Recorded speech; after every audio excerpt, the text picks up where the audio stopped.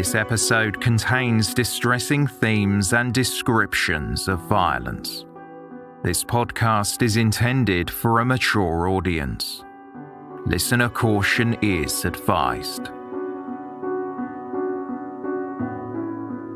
They Walk Among Us is part of the Acast Creator Network.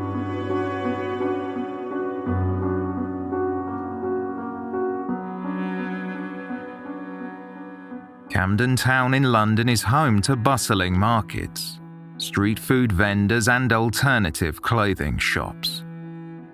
It's popular with both locals and tourists alike. However, it was once known as a sordid area full of distilleries, pubs and sex workers, not to mention being the location of a murder that still remains unsolved over 100 years later.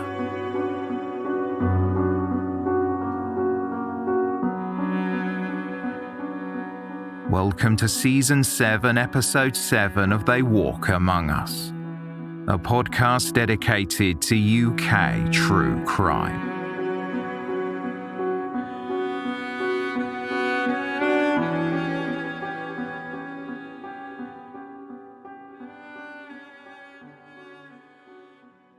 After working the overnight shift as a dining car attendant on the Midland Railway, Bertram Shaw returned home at number 29 St Paul's Road in Camden Town. Thursday, September 12, 1907, had been warm and dry. Bertram must have felt relief leaving the confines of the compact carriages. Bert, as he was more commonly known, had departed his home the previous evening at 4:30 p.m. Upon his return, he used his key to let himself in through the property's front door. With the high prices of rent in London, even an issue over 100 years ago, Bert and his partner shared the house with their landlord and landlady.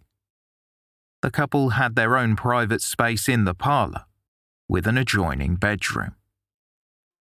When Bert arrived home and tried to open the door to the front room, he found it locked, and the key was not where he expected. It was a house rule to ensure the interior door key was in the lock. Furthermore, Bert's wife knew he would be returning home from his shift. He went to see his landlady and borrowed a key. When the door was finally opened, he found the front room was in disarray, not in the organised state that Bert was accustomed to. The drawers had been pulled from a chest, and the contents were strewn around the room. Puzzlingly, sitting on the table were dinner plates and empty bottles of stout. Bert's wife never usually had company while he was away. He became concerned because it was clearly not the remnants of breakfast. In a panic, Bert forced open the folding door to the bedroom, and the light from the parlour cut through the darkened space. The shutters were closed, but Bert could see something heaped on the bed hidden beneath the bed covers. When he pulled back the sheets, he saw a woman's naked body. Bert immediately realised that his wife's throat had been cut. Her complexion indicated she was dead, and probably had been so for several hours.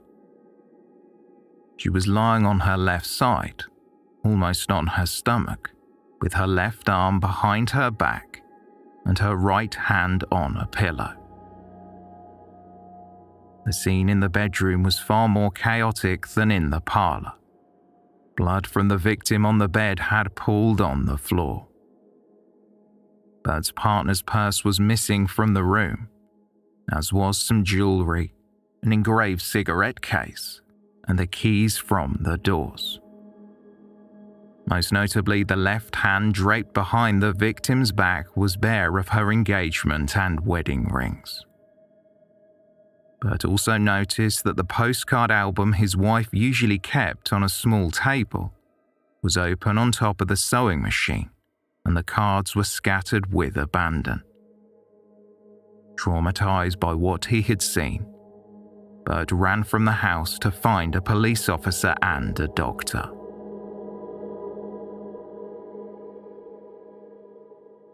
Constable Thomas Killian was the first officer to arrive at the scene, and Dr. Thompson appeared shortly after. Bert led the doctor into the bedroom. Upon examining the bed, the doctor noticed the pools of blood on the floor. Mrs. Shaw lay in a position that seemed natural for sleep, apart from her left arm, which was pulled behind her back, dripping with blood. The doctor believed her arm had been moved by the killer as they undressed her after death. There were rolls of curlers in her hair, and a backcomb brush was lying on the pillow as though it had fallen out of her hair while she slept. The presence of the rollers likely indicated that Bert's wife had fixed them to her hair before bed, a possible indication that she was not entertaining a guest. As the doctor lifted the victim's chin from her chest, he saw a deep wound from the left ear to the right side of the neck. The weapon used in the attack had perforated the blood vessels, nerves, larynx, pharynx, and had almost cut through the vertebrae, decapitating the victim.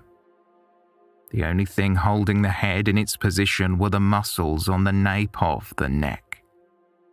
The doctor determined that the victim would not have been able to cry out once the wound had been inflicted, as her voice box had been severed.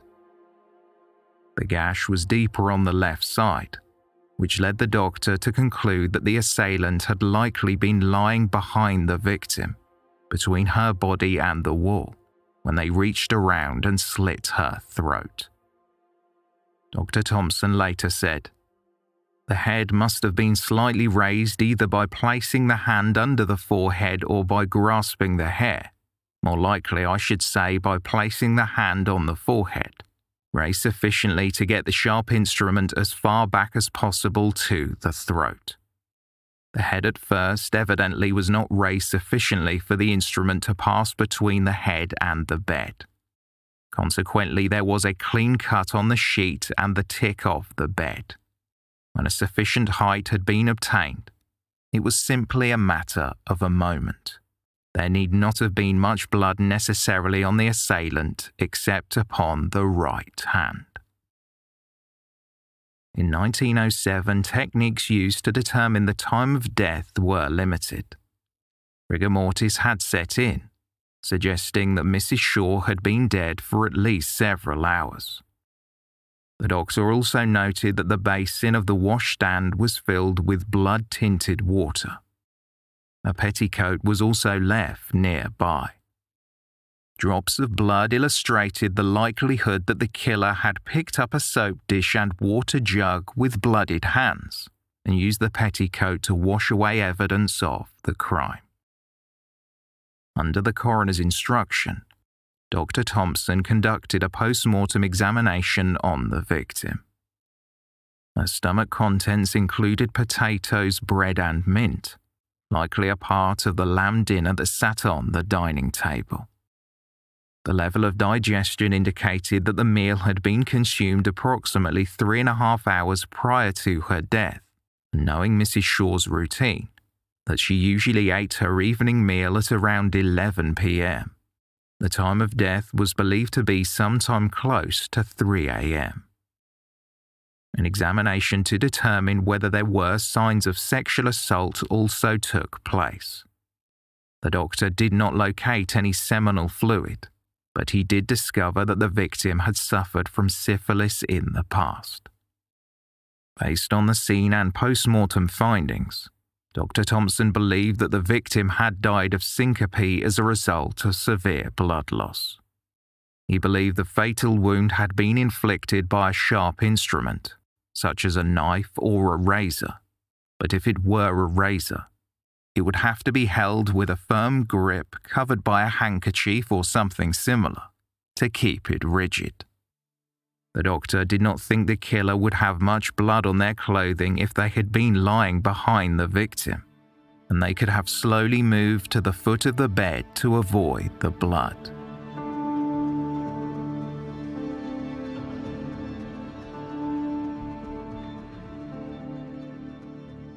When Bert Shaw was questioned about his wife's murder, he had to make a startling confession, surprising at least for that period.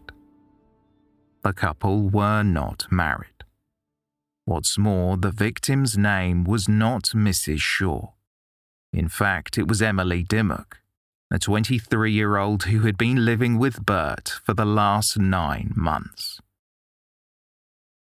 Emily Dimmock was born in Hertfordshire in October 1884. She was the 6th child born to William and Sarah Dimmock and had a comparatively average upbringing. When she left school, Emily took what work she could find, as a factory worker, a chambermaid in a hotel, and as a housekeeper. But like some people who struggled to make enough money to support themselves in London, Emily turned to sex work. She went by the name Phyllis, and her beauty, charisma, and charm made her popular with the locals. Emily met Bert Shaw in 1905. By January 1907, they had moved in together on the condition that she no longer make money through sex work, and they lived as though they were married. Bert later said, "I did not know that she was living an immoral life. I knew that she had been living in a house of ill fame before she came to live with me. I was giving her £1 a week. I consider that was ample for her, and that there was no necessity for her to go anywhere else from the point of view of getting money, because she did dressmaking herself." Most people who cross paths with Bert and Emily believe they were a married couple. Their landlord and landlady, William and Sarah Stocks, said they thought Emily was what they described as a respectable woman. They had no idea of the life she had lived. Mr. and Mrs. Stocks had never noticed her bringing men to the house while Bert worked nights. However, when the police spoke to people who knew Emily, or Phyllis as she was called by many of her clients, officers learned that she had used the house as a place to take men when she was home alone. A reporter for the Daily Mail wrote about Emily at the time, quote, "The dead woman, it is stated, is a member of the unfortunate class, but since she went to live with Shaw some months ago, she had shown signs of reformation."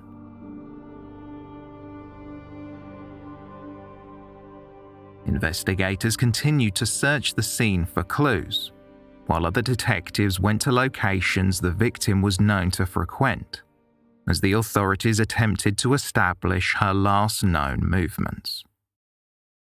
According to Bert Shaw, Emily had been in the house when he left work at 4:30 p.m, the day before she died. Landlady Mrs. Stocks had seen Emily cleaning clothing in the wash house outside the back of the property until around 8 p.m. After this, Mrs. Stocks saw Emily with her hair in curling pins tidying the house in anticipation of Bert Shaw's arrival home the next morning. Then at around 8:20 p.m, Mrs. Stocks heard the front door shut. Neither she nor her husband noticed anyone arriving at the house after they went to bed at 11 p.m. Detectives visited the Rising Sun on Euston Road, a pub where Emily Dimmock was found most evenings. There they spoke with 31-year-old Thomas Roberts, a ship's cook who had docked around 2 weeks earlier. Roberts had been waiting for the police to arrive. In fact, he had gone to the Rising Sun specifically to wait for the police.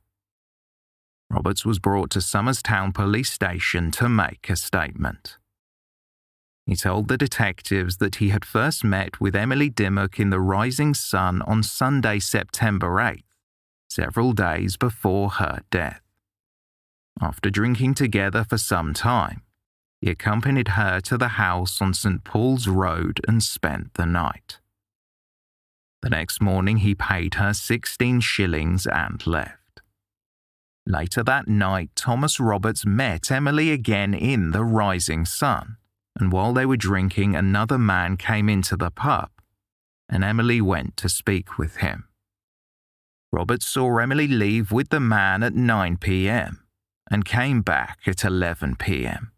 They left once more just after midnight, and then Emily returned and Thomas Roberts again went home with her for the second night in a row.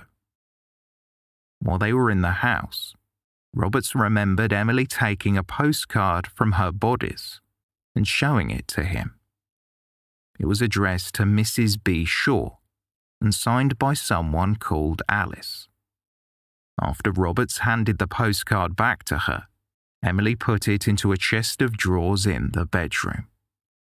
Roberts stayed the night again and paid Emily 14 shillings. They met up at the Rising Sun once more that evening, before going to the Euston Theatre for a while, and then went back to the pub to drink some more before again journeying to the house on St. Paul's Road. Roberts would leave on Wednesday morning. However, he did remember that there had been a knock on the door, and 2 documents were pushed beneath the gap. One of the pieces of paper was an advertisement from a ladies' tailor, and the other was a letter. Emily showed it to Roberts and took the postcard out of the drawer to allow him to read them both. Thomas Roberts believed that they had been written by the same person. The 3-page letter was authored in pencil, and Emily gestured to a part that read, "Dear Phyllis, will you meet me at the Eagle tonight, 8:30, Wednesday, Camden Town?" After Roberts handed back the letter, Emily placed the document into an envelope and lit a match.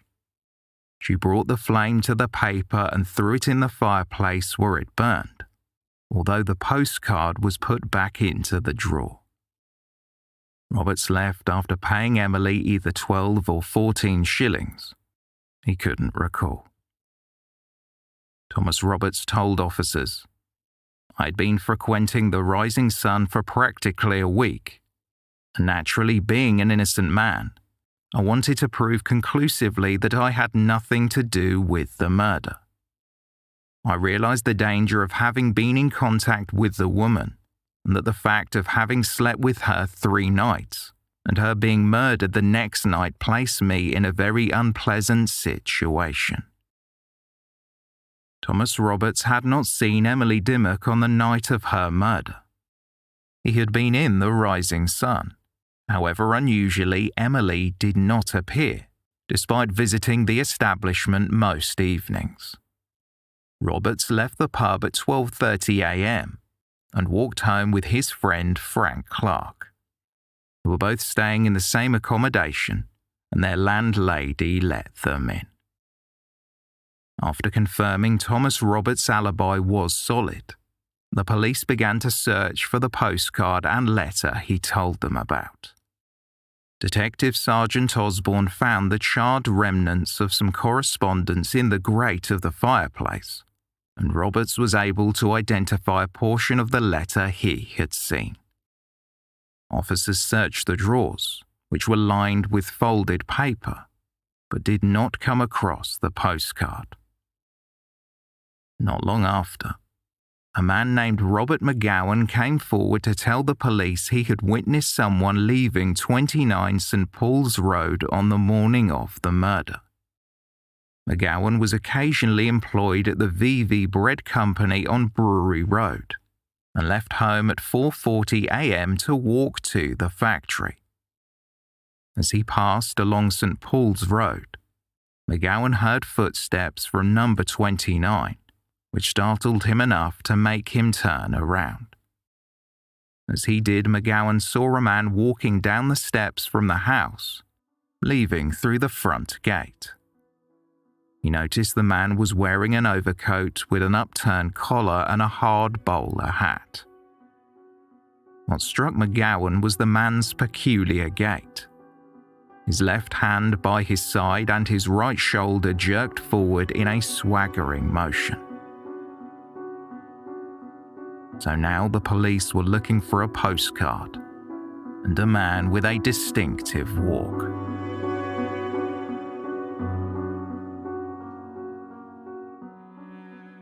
Birdshaw had not been able to return to sleep in the room where Emily Dimmock's body had been found. Instead, he moved into an upstairs room in the same house. On September 25th, 2 weeks after the murder, Bert began to unpack his belongings and discovered a postcard in the folded paper that had lined one of the drawers. Bert brought the card to Inspector Neil, and 4 days later images of it were published in the newspapers. It read, "Phyllis darling, if it pleases you, meet me at 8:15 p.m. at the..." The words rising sun were replaced with a drawing of a rising, winking sun. The note was signed off, "Yours to a cinder, Alice."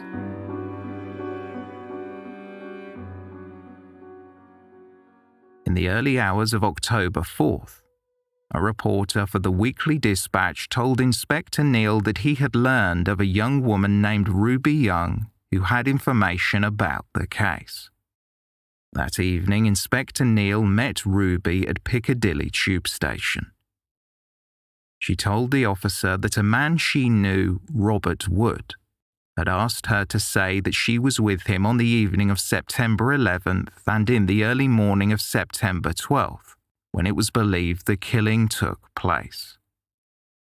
Ruby, who was living on Liverpool Road, had known Robert Wood for around 3 years. She first met him on Euston Road, where she undertook sex work.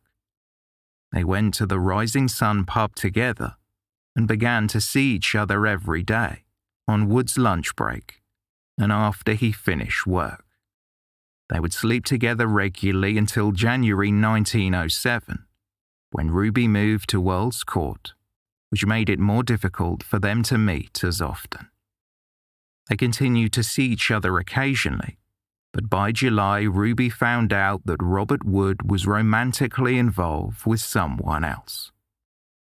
Ruby only saw Wood once between their breakup and September 20th, and she received a telegram from him asking her to meet on Southampton Row. That evening they went to the Lions pub.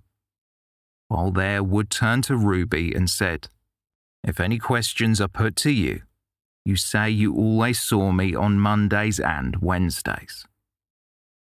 When she asked why, Wood just asked her again to say she would.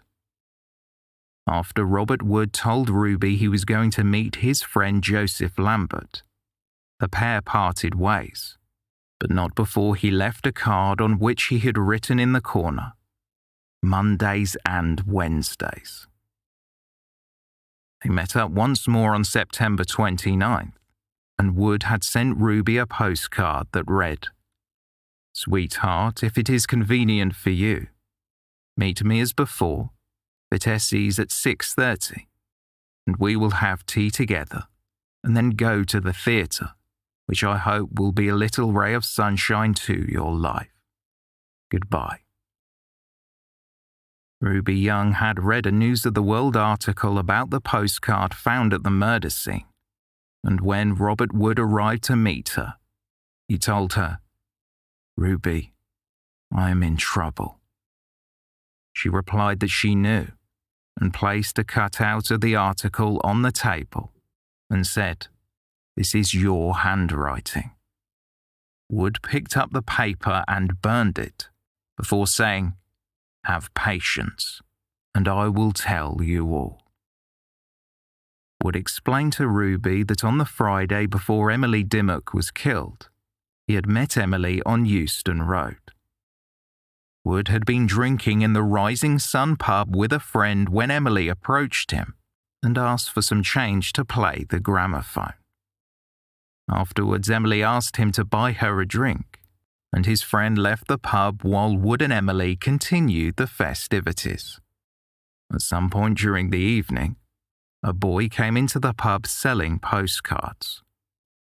Emily wanted to buy one, but Wood told her, "Don't buy those. They are common. I've got some in my pocket from Bruges." He retrieved a postcard, and the illustration on the back depicted a mother holding a child. Emily asked him to write a nice message and post it to her. As Wood went to sign it, he said that Emily told him not to write his own name because, quote, "the governor might cut up rough." Instead, she asked him to sign it from her friend Alice. Wood had no stamps with him but promised to post it to her. When he saw her the following day, she reminded him to post it, and he did. It was Monday, September 9th, when he saw her next. They had a drink, but Emily left the pub with someone and said she would be back. However, after waiting for a time and Emily did not reappear, Wood decided to leave. Outside the Rising Sun pub, he heard her call out to him, "What about my drink?" Wood told her he did not think she was coming back.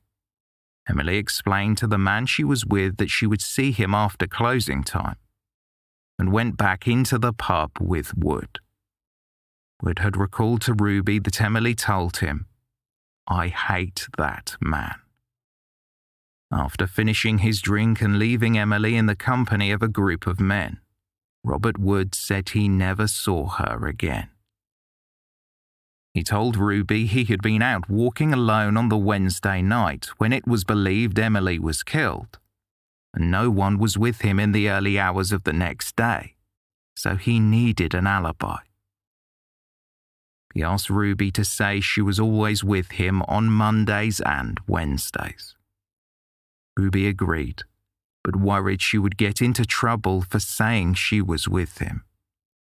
Wood allegedly told her, "Your word and my word will stand against the world." Ruby was also afraid that her name would be published in the papers, and her mother would be hurt if it emerged that she was a sex worker. Wood promised her, "If your name gets besmirched in any way, I will marry you, if I get free." Ruby told him she did not want to marry him, but as they met up a few more times that week, he asked her again, "You will be true and say you were with me on the Wednesday?" And she began to get irritated by his persistence.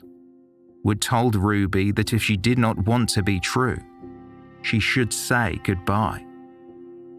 Ruby did eventually agree to help him.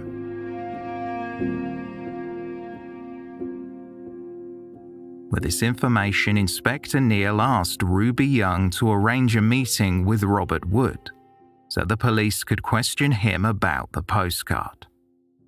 That same evening on October 4th, Ruby waited for Wood to finish work. While they were speaking, Wood saw the inspector across the street. He told Ruby, "Do you see that man over there by the gate? I believe he is a detective." Inspector Neil walked toward them and said he wished to speak with Wood. The inspector remarked, "I do not wish this young lady to hear what I have to say." Wood agreed and told Ruby, "Don't cry, girlie. I have to go with this gentleman. If England wants me, she must have me. Be true." Inspector Neil told Robert Wood that he had reason to believe the postcard found in Emily Dimmock's room had been written by him. Wood admitted this was true. He was taken into custody and brought to Highgate Police Station for questioning.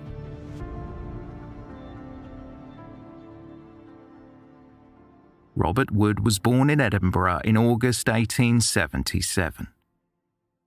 His mother died of tuberculosis when he was just 2 years old, so along with his older brother Charles, Wood moved to London with their father George and their soon-to-be stepmother. Wood's father and stepmother had a son, James, before Wood's stepmother also died, and the children were raised solely by their father. Robert Wood was a good student, particularly interested in art, a subject he was skilled in. Wood began working for London Sandblast Decorative Glass Works Limited in the early 1890s, continuing to work there up until the time of his arrest. His manager, James Hunter, recalled that Wood had risen from an entry-level position to a leadership role during his time there. Hunter was of the opinion that Wood had an excellent character. He was reliable, industrious, and more than capable. Speaking about Wood's personality, James Hunter said, "He was always cheerful and light-hearted, and the reverse of morose and sullen." Robert Wood lived at home with his father and stepbrother James at the time of Emily Dimmock's murder, and a search of his room revealed no evidence to link him to the killing. After being cautioned, Robert Wood explained to officers that his younger stepbrother had drawn his attention to the handwriting on the postcard when an image had been published in the Sunday papers. Quote, "I only told him it was like my handwriting, but I knew at the same time I wrote the card. On the same night I had a chat with my elder brother Charles, who lives at 43 Museum Street, and his wife Bessie. He is a conscientious chap, and both he and his wife advised me to go to Scotland Yard. I was very busy in the office because my principal was away, and I had to do his work. So my brother suggested that the next best thing to do was write a letter addressed to the Poste Restante, St. Martin's le Grand, and stating I acknowledge writing the postcard and giving my reasons for not coming forward. He wrote the letter, and Bessie and he and I signed it, and he addressed it to himself at the Poste Restante. His name is Charles Charlie Wood, and you will find the letter there. I want you to get it to show that I did not conceal the matter." Robert Wood said that he only met Emily by coincidence on the Friday before she was murdered, and he did not wish to be involved in the investigation as he knew practically nothing about it. Telling the investigator, Wood said, "I did not care to be dragged into a matter of this sort. I did not think my evidence would make much difference to the case. If one has a good name, you do not care to get mixed up in matters of this sort." Inspector Neal told Wood that the person who wrote the postcard was believed to have been the same person who wrote a letter asking Emily to meet them at the Eagle Tavern on the night she was killed.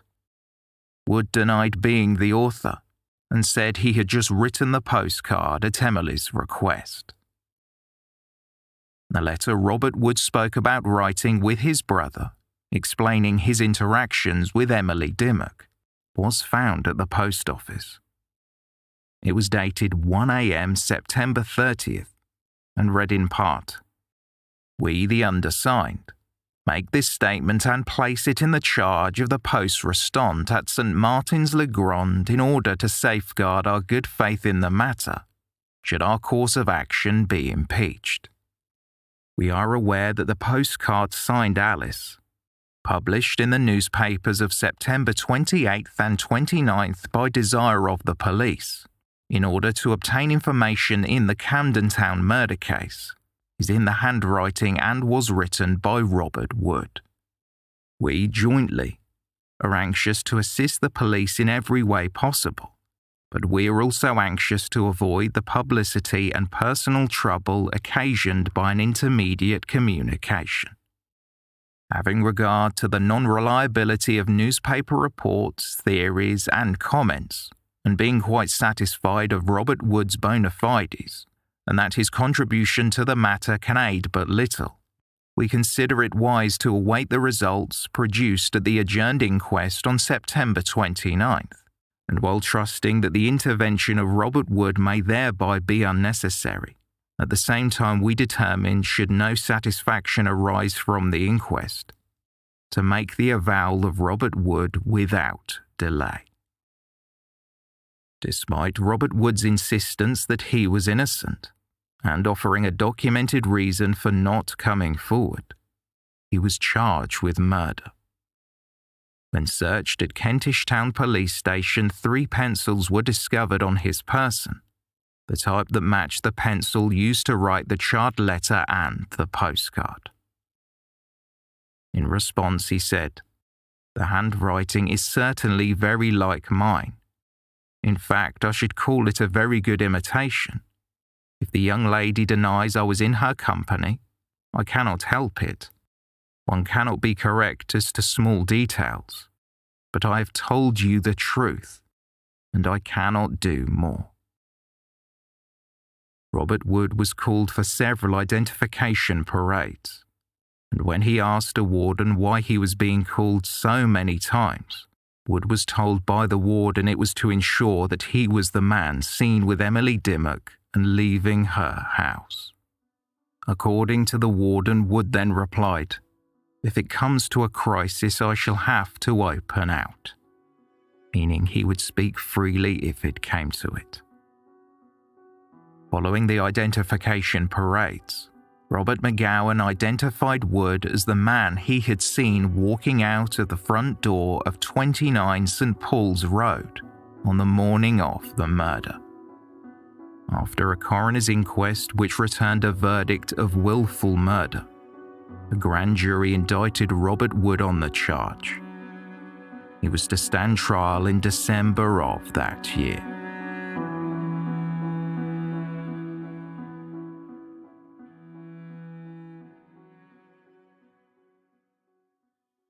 The trial began at the Old Bailey before presiding judge Mr. Justice Grantham. Opening the case for the Crown, Sir Charles Matthews told the jury that on the morning of September 12th, Emily Dimmock was found murdered in her bed. It was the Crown's case that Robert Wood had killed her. They argued that not only had Wood written the postcard, but he had written the charred letter that invited her to the Eagle Tavern on the night she was killed. The investigators were not the first to notice the author's penmanship either. William Moss worked with Wood in the glassworks. When a photograph of the postcard was published, Moss thought the handwriting looked familiar. He mentioned that he thought the person who wrote it could draw, and Wood agreed. A foreman at the glassworks also spotted it. John Tinkham saw the image of the postcard in the Daily Mirror. He confronted Wood, telling him he believed it was his handwriting. Wood told him, "I acknowledge writing that card, and if you will be patient, I will tell you how I came to write that card." Tinkham explained to the court that Wood gave him a long-winded account of meeting Emily and giving her the postcard, the same story he had told Ruby Young. Still, he did not mention meeting her in the Eagle Tavern on the night she was killed. John Tinkham testified. He said I was the first to approach him on the subject. He told me his father was in a very poor state of health, and that if he knew he was mixed up with this affair, it might have dire results. I understood his father had gouty eczemas. He asked me as a personal favour to keep this information to myself. I told him I certainly would. On Monday, September 30th, he told me he had seen his brother Charles and his wife, told them everything, and his brother's advice was that there was only one course for him to pursue, the straight one, to unburden himself to the police and tell them all he knew, that between them they had come to the conclusion to make a statement and send it, and I gathered to the police. That satisfied me that the authorities had been communicated with.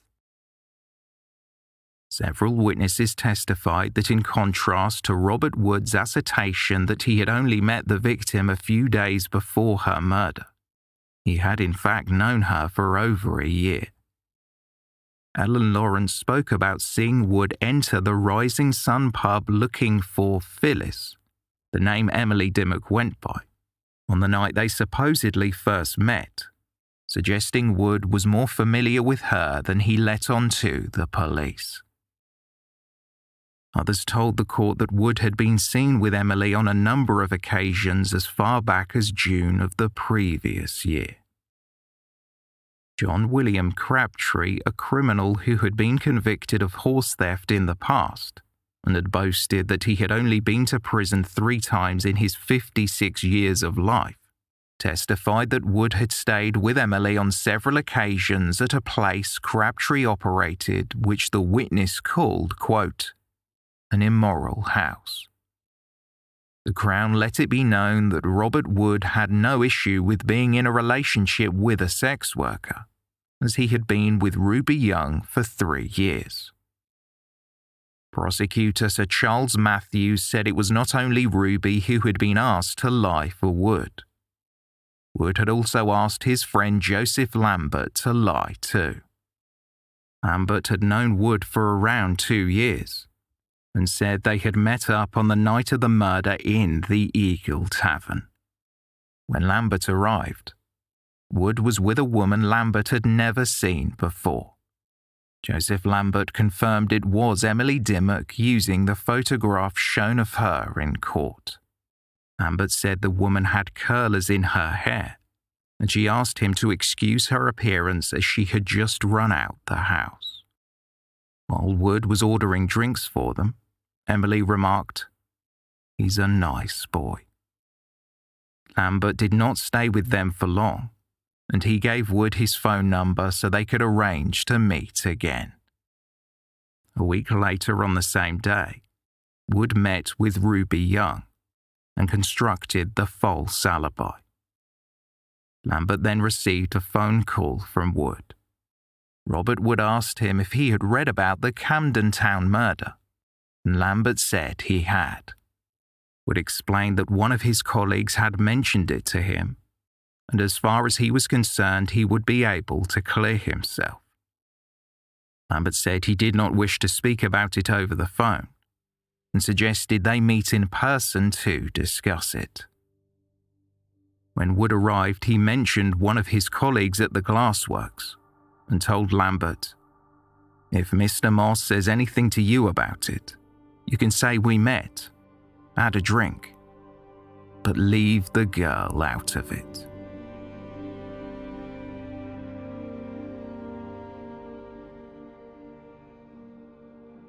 The case was purely circumstantial.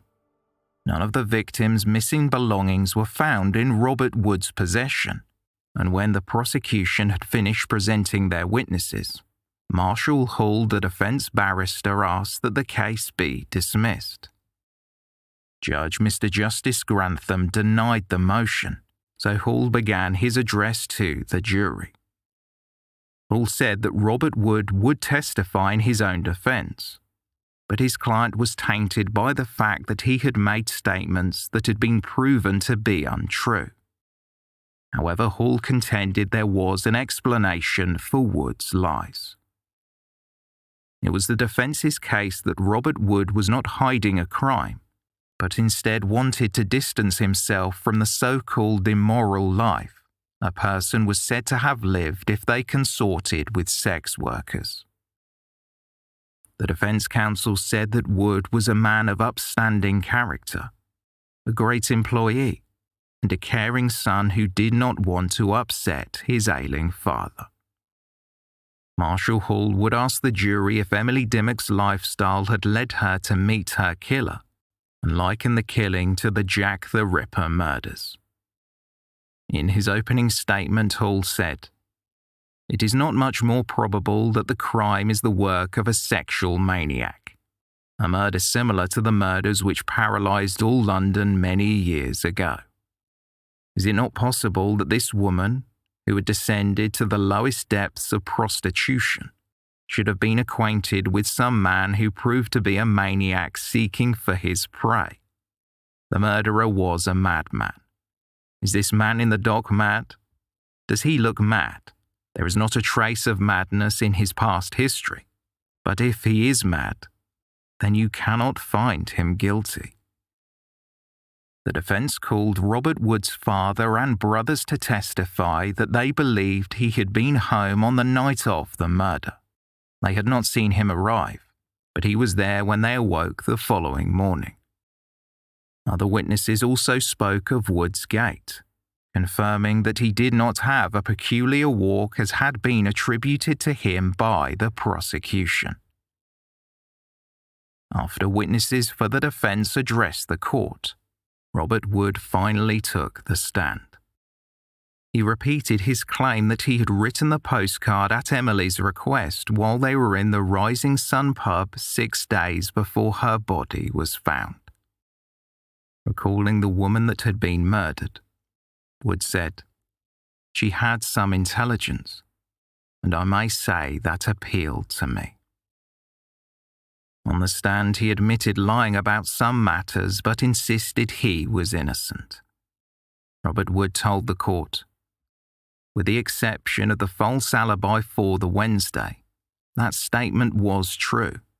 It is true that I rang Lambert up on the phone and said I would come and see him that morning, and that I rang him up again to say I would come in the evening, as I could not come in the morning without the permission of the proprietors. It is perfectly true that I asked him to leave the girl out of the question. That was also with the object of covering up my doings on the Wednesday night." Wood went on to address his motive when asking people to provide him with an alibi. "I was anxious to cover up that Wednesday night because I had my people to consider, and I had myself to consider, knowing that Dimmock was associated with the Rising Sun, which I may say has rather a bad reputation, without wishing to hurt the feelings of the proprietor, and to be associated with witnesses in the case of that kind was very unpleasant to me. I did not say to the policeman that if it came to a pinch, I should have to open out. That is most unfair. I never said that. That has hurt me more than anything. It is hitting below the belt. It is most untrue." Robert Wood continued to testify, listing the reasons why he had not contacted the police regarding the postcard. Quote, "I have heard what my brother Charles has said about sending the letter to the poste restante. I was advised to go to the police but declined to do so, and so this letter was written. It fixed the date on which I had made the admission of writing the postcard. It was not thought the letter would be of any use to the police at all, but it was written as a guarantee of good faith. As a matter of fact, I have never been able to give to the police any information with regard to the actual commission of the murder. I did not know her acquaintances. I was a stranger to the people in the bar. With regard to the charred fragments of the letter, I had never seen them until they were shown to me 3 or 4 days ago. I admit that the writing on them is my writing, but the whole thing seems confusing." Robert Wood denied any involvement in Emily Dimmock's murder. Still, he could offer no reasons for why the charred remains of the letter in his handwriting was in her fireplace. Wood told the court, "Having carefully considered the matter, I am unable to give any explanation of the charred fragments. It is a jumble. It is not a letter. The writing is in all directions. I do not know how that fragment came to be in the fireplace, where it is said to have been found by the police. The only thing I can connect it with is odd sketches and little things I was doing. As to the suggestion, it is a portion of the letter deposed to by Roberts. I never wrote to Phyllis making an appointment to meet her in the Eagle Tavern. I never sent to this woman a letter through the post. only a postcard. Robert Wood had never admitted to being with Emily on the night she was killed until he took the stand. He now claimed that he had a drink with her and then said goodbye in the corridor of the tavern. He denied ever going to her home or sleeping with her. Perhaps in retaliation for Ruby Young's statements against him, Wood further tarnished her character by saying that he had been sleeping with her for 3 years, but never intended to marry her.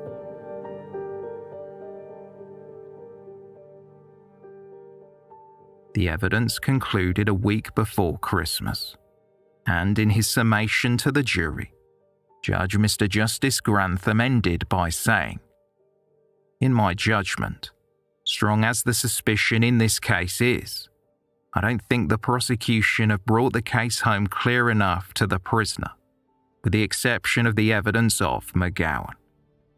The evidence of McGowan, if implicitly relied upon, would justify you in finding him guilty, but that evidence is considerably controverted." It was no surprise then that in less than 15 minutes after the judge said those words, the jury returned and found Robert Wood not guilty of the murder of Emily Dimmock.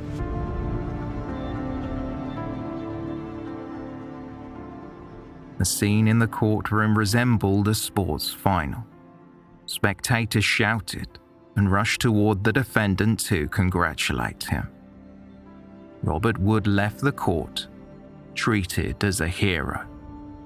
However, witness Ruby Young had to change her clothes and sneak out another door to avoid Wood's supporters.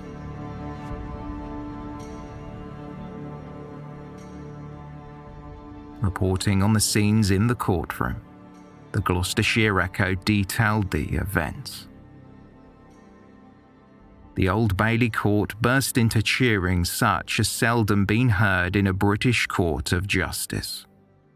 Wood smiled and turned to leave the dock, but stayed to hear the judge's final remarks. He was the calmest man present except the lawyers and court officials. All day he had kept his coolness and cheerfulness. He had cheerfully answered searching questions and held his own with the practiced barrister. While the jury were absent, he had sat back in the dock and sketched the judge. A great crowd had assembled in the street outside. The cheering inside the court acted on them like a spark on gunpowder, almost literally, for in addition to cheering frantically, they let off fireworks. Hats, umbrellas and handkerchiefs were wildly waved to the singing of "For He's a Jolly Good Fellow," followed by Auld Lang Syne.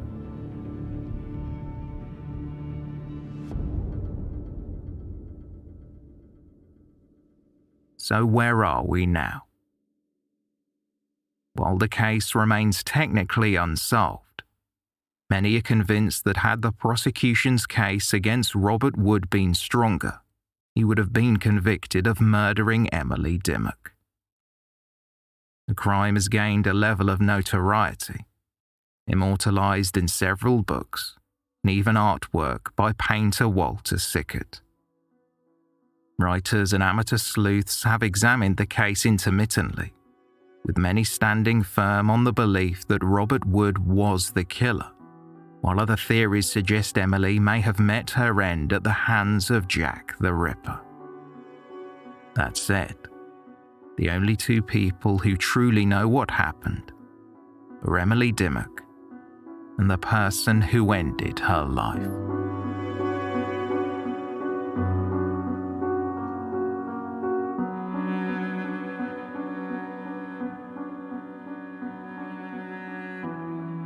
Thank you for listening, and special thanks to our Patreon supporters.